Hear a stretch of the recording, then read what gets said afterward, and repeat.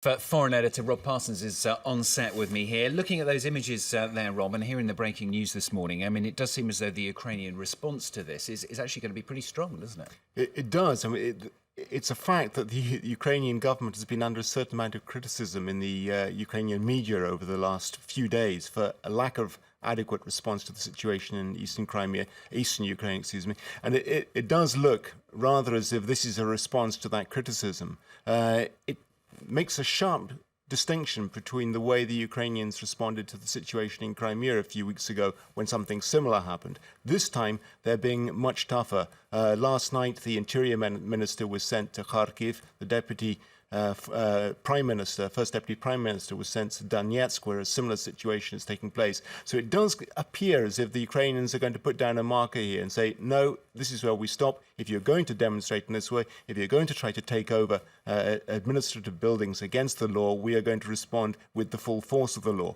Up until now, the situation was very different. Pro-Russian supporters in Donetsk took over the administrative centre there with relative ease, despite the fact that the demonstration itself was no more than 2,000 people. And presumably the crackdown, just because the fear is that this is going to be Crimea all over again.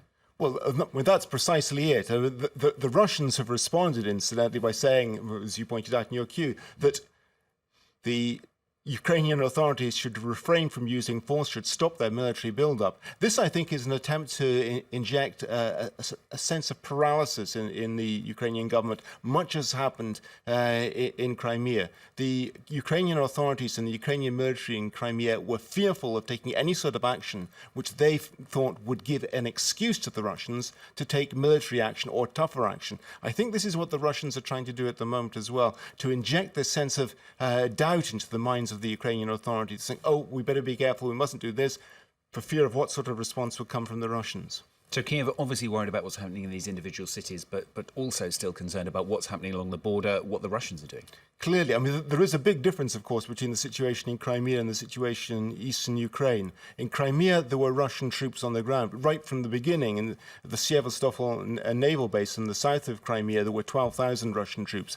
It seems clear that in the following weeks, many more moved into the peninsula. In eastern Ukraine, there are no Russian troops on the ground. Yes, there are 30,000 Russian troops just across the border, but they're not actually on the ground, so they're not able to apply the same sort of pressure as in Crimea. What the Russian policy, I think, is to, first of all, as I suggested, is a sense of paralysis. But what they're looking at more long-term is putting a spanner in the works of the elections which are planned for May the 25th, because the likelihood is, if those elections do go forward and if they are held peacefully and effectively, that the lie will be given to the Russian argument that Kiev is dominated by fascists and that all the Ukrainian authorities want to do is suppress the Russian minority in the east of Ukraine.